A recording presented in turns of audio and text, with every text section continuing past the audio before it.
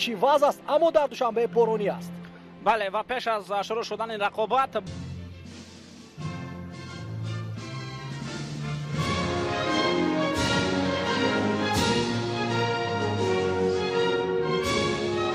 فوتبال دوستور هستیم و خصوصا در بازی منتخب تاجیکستان زیاد جمع می‌ایم. هیئت اساسی منتخب زید محمد است او از کشور عراق میباشد. خب اکنون با شما هیئت اساسی عربستان سعودی را شناس میکنیم. محمد الویس در زبان شناسی فوتبالی جهانی امروز در شهر دوشنبه قرار دارند. بازی از مرکزی میدان شروع می شود و این بازی را برای شما شهر میدیم. من مهرور کشور و همکارم گلروز خودنظرداده زود پرتاب به طرف شهرام سمیف که شهرام بازیکن دیگر دسته ما از کنار چپ میدان. شهرام سمیف پاس اجرا می‌نماید. او باید که در همین وضعیت کمک کرده شود با علی جانی. این فرصت است، این زمان برطرف میکند. رسو از نقطه 11 میبرد و مهری مخلصان هم با فوتبال بیشتر میگردد برای که همی خیلی هجوم کرده میتوانند. ضربه اولی جناب بوسر مقصدناک ضربه از بین سه نفر ضربه بزند در 7 دقیقه اول. امکانات دوم برای الشیر جلیل ولی اینا بعد از دادن پاس خیلی خوب به خط هجوم حمله ادامه دارد. وضعیت خیلی خوفناکی گلزنی ولی علی جان به طرف دیگر حرکت کرد، ضربه زد. این گل میکنیم که همین دو نیمه مهاجم مرکزی که دارم یعنی پرویز عمر بویف و احسان پنجشنبه باید بین خود وظیفه را در مرکز میدان تقسیم بنمایند. توجه میکنیم سرول به همین هجوم که خیلی خوفناک است. الدوسری ضربه و دروازه‌بان ما رستم یتیموف توپ را میگیرد. یعنی در نظر زهیر جورابویف اینجا نانقدر خوب توپ را برآورد و این به حمله خوفناک عربستان سعودی می‌آورد. سلیم الدوسری پاس به کنار جریمه‌گاه و اینجا توپ را خیلی خوب برآورد. خودی زهیر حمله ادامه دارد. پرتاب نوبتی و رستم یتیموف در اون جای قرار داشت ارسالی به خط هجوم. اینجا امکانات ضربه زنی باید دادن نشود به فوتبالبازان عربستان سعودی. خیلی خوب اینجا صادق جان قربانov بازی کرد، صدی روی ضربه رقیب کرد. حتما ظرف پرتاب طویلی و با خط هجوم مبارزه برای شهرام سمیف. مبارزه فوتبالباز آفرین واقعا امکانیت این زمان دیده می شود ولی اینجا هم خودی پرویز عمر بویف الشیر جلیل پرویز عمر بویف میزند.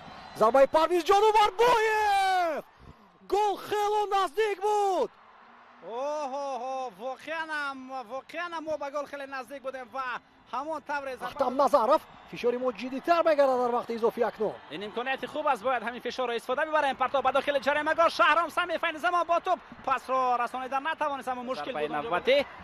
فشار جدی‌تر میگردد. باز یک پرتاب اوی دیگر که باید به توپ رسد. یک رسش کوچک در کار است با او صادق جان قربانov با میدان ورود گرفت. به تو آخر مشاهده کنیم حمله عربستان سعودی رو. پرتاب به جریمه‌گاه ضربه سوی دروازه. متاسفانه من گفته بودم که از لحاظ قد و بست بازیگران عربستان سعودی برتری بر ما دارند و در هیئت منتخب عربستان سعودی است. ما از همان بازن گل دست متوجه بشیم بار دیگر اصلا دو نفر اینجا بودند.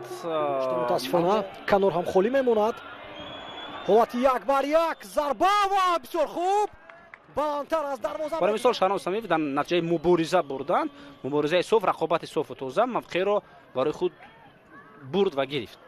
بله از مسافه دور ضربه اجرا می‌نماید. جماعت‌های تعلیمی تمرینی در خارج کشور گذاشتند، در داخل کشور جماعت‌های زیاد داشتند و این زمان پاس اولی جناب دام شد با احمدانی کمالوف از طرف راستی میدان. پرتاب به جریمه‌گاه رستم سایروف دوستان ارجمند کار خود را در میدان کرد. با زدن گل دست میاد فوتبالباز مذکور حساب رقابت برابر میشود. یک بر یک 80 همه از اوده کار خود برآمدند. بله حالتی آفساید نیست در احمدانی کمالوف. احمدانی توپ رو قبول میکرد، یک نگاه میکند. سه بازیگران عربستان سعودی پشتی هم ایستادند اما یگان نفر پای نمیبرد که از بین آنها علمی خیلی صورت افزایی کرده پیدا میشود. جلیلوف پاس نوبتی و با خط هجوم چگونه پاس خوب و رستم سایروف مبارزه را ادامه میدهد. در آفرین پنالتی باید باشد. تلا داد رستم رو. بله در این باز هم در نواره بود که خیلی نزدیک با ما بود و دیدیم. توجه میکنیم به حمله امکانیت و اینجا بود یک نفر پیدا میشد برای ضربه زدی آماده می بود. اون حالت را دوباره که پاس سر کرد. مرحله دومی انتخابی چمپیونات جهان 2026 باز دو بازی دیگر میموند. هم ما هم عربستان سعودی ضد اردن و پاکستان بازی میکنیم. فکر میکنم که بازی از همه مهمترین ما مقابل اردن خواهد بود و اون در سفر است. با اون همش در سفر. پس